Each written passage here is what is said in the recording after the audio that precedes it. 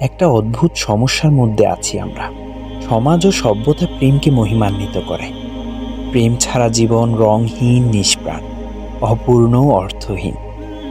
জীবনের সঞ্চিত অভিজ্ঞতার শুরু হলো প্রেম, বাকি সব সাইড স্টোরি, বাকি সবাই এবং সবকিছু পার্শ্ব চরিত্র।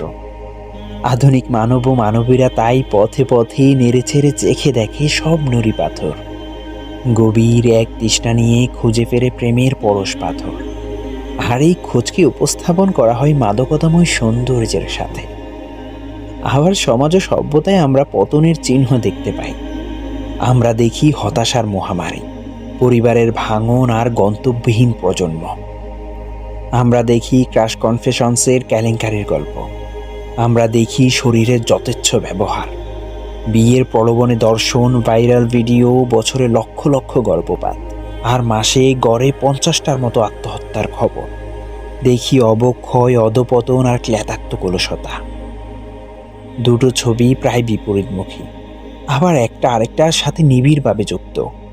কিন্তু এই সম্পর্কটা আমরা দেখতে পাই না, আমরা দেখতে চাইও না।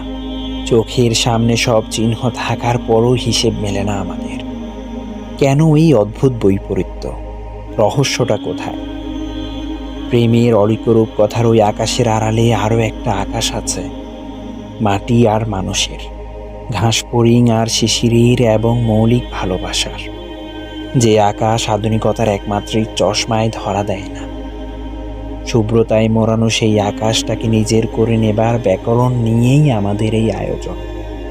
আকাশের ওপারে আকাশ।